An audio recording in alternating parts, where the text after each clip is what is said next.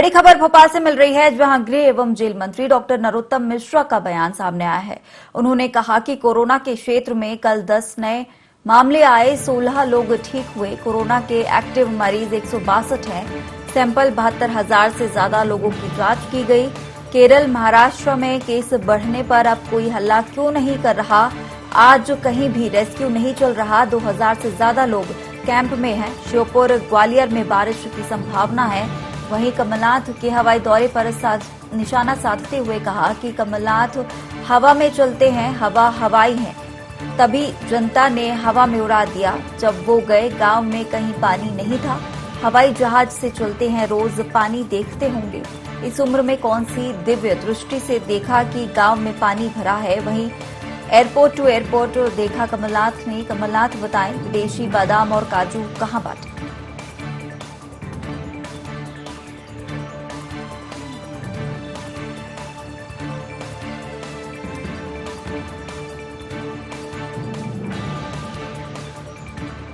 Corona के क्षेत्र में लगातार हम नियंत्रण करे हुए हैं। कोरोना के कल 10 नए प्रकरण आए, जबकि ठीक होकर घर पर जाने वाले 16 लोग हैं। मध्य प्रदेश में एक्टिव केस 162 वर्तमान में है। संक्रमण दर हमारी 0.014% है और कल हमने सैंपल 71,228 पूरे के पूरे प्रदेश में लिए थे। हमारे सैंपल की संख्या में हम 70,000 से कमी नहीं लाएंगे। जहां भी कोरोना सर उठाता मिलेगा उसका फन कुचलने की कोशिश करेंगे। एक बात समझ अभी तक नहीं आ रही है कि केरल में, महाराष्ट्र में इतने केस बढ़ रहे हैं, अब इतना हल्ला क्यों नहीं है? मध्य प्रदेश, उत्तर प्रदेश में बढ़े तो इतना हल्ला था। ये जिज्ञासा जरूर है, कभी न कभी आप लोग शांत करेंगे, ऐसी उम्मीद करता हूं। मैं बता दूं कि आज कहीं भी रेस्क्यू ऑपरेशन बाढ़ का नहीं चल रहा है। 237 राहत शिविर हमारे हैं और 14,000 लोग अभी उनमें कैंपों के अंदर हैं। आज मुरैना, शिवपुरी, अशोकनगर और श्योपुर में बारिश की संभावनाएं हैं। मेरी एक बात अभी तक समझ में नहीं आ रही, आप समझाएं या माननीय कमलनाथ जी मुझ जैसे छोटे व्यक्ति को क्या समझाएंगे, पर उनका कोई गण अगर जवाब दे सके तो दे कि जब बाढ़ गांव में थी नहीं तो उन्हें बाढ़ का पानी कहां दिख गया? जब वो गए तो किसी गांव में पानी था नहीं, नदी में पानी था। तो वो तो रोज हवाई जहाज से चलते हैं तो देखते ही होंगे नदी का पानी।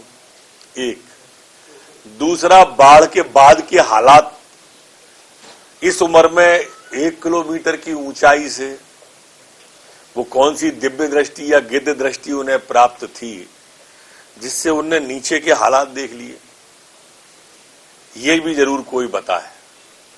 तीसरा, एक भी बाढ़ पीड़ित से मिले नहीं, नॉट ए सिंगल मैन। एक भी गांव में गए नहीं। एयरपोर्ट टू एयरपोर्ट में उनने बाढ़ की विभीषिका से कैसे अवगत हुए, बताएं। चौथा, जब हम बाढ़ पीड़ितों के बीच गए, कैंप में गए, शिविर में गए, बाढ़ पीड़ित गांव में गए, तो अपने साथ पूड़ी, पराठे, बिस्किट वगैरह लेके गए जो बांटे। आपने जो फोटो सोशल मीडिया पे माननीय कमलनाथ जी जारी किया है, वो विदेशी बादाम और काजू का जो रखे हुए हैं, वो कहां पे बांटे? अगर नहीं बांटे तो क्यों, और बांटे तो कहां? कृपया मार्गदर्शन हमारा इसमें जरूर करो आप कि आपने कहां पर बांटे हैं। चौथा, पांचवा कि आप हवाई दौरों के दौरान कहीं भी जमीन पर नहीं उतरे, एक भी जगह पे, और फिर आप विभीषिका का कैसे अनुमान लगाएंगे जब आपने बाढ़ देखी नहीं, विभीषिका देखी नहीं, गांव गए नहीं, व्यक्ति से किसी एक भी बाढ़ पीड़ित से मिले नहीं। और हमसे कह रहे हो कि हम लोग नाटक नौटंकी बंद करें। हम अगर कुछ करते हैं तो नाटक नौटंकी है और आप करते हो तो हकीकत है। इसका पैमाना कौन तय करेगा? क्या आप ही तय करेंगे सबरे पैमाने? नेता प्रतिपक्ष हैं कमलनाथ जी, ये पब्लिक है, सब जानती है।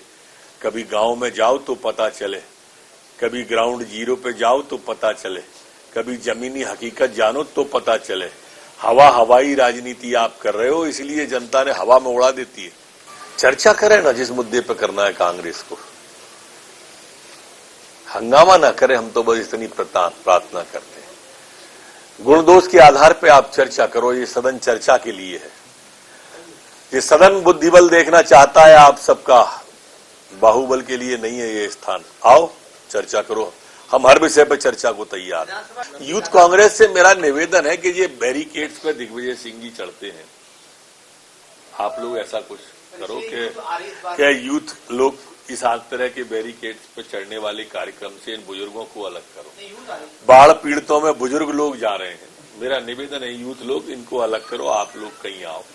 अब इन बुजुर्गों से आशीर्वाद और मार्गदर्शक मंडल में रखो, आप लोग युवा लोग आओ, कुछ करो। टास्क फोर्स का सिर्फ गठन ही नहीं किया है, शिवराज सिंह जी ने बैठक भी कर ली, उसके मुख्यमंत्री जी ने। ये शिवराज सिंह जी की सरकार है, जनता के बीच जाने में, जनता को राहत देने में देर नहीं होती है। मान्य परंपरा और बैठक की परंपरा पुरानी है, इसमें सभी दल के लोग आते हैं। मेरे समझ से आज माननीय मुख्यमंत्री जी, नेता प्रतिपक्ष जी, सभी विधानसभा अध्यक्ष जी ने बुलाया है, तो उस बैठक में रहेंगे।